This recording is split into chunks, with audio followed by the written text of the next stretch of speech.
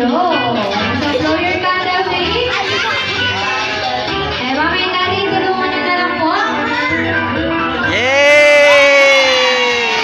Alright, so this time, Mami and Daddy, nangihingi na kami na birthday wish para kay Faith. So, sino ba ang mauuna?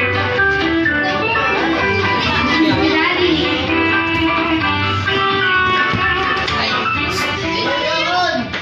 So yun, una sa lahat bago matapos to, patapos na talaga.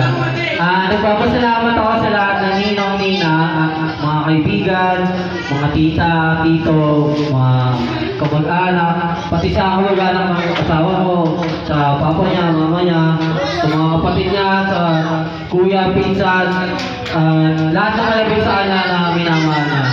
At sa akin, nanginginig ko lang sa anak ko, hindi ko hinihingi sa ano. Sa akin lang, ang gusto ko lang patunayan sa anak ko yung pagiging man. Man is pagiging tatay sa kanya.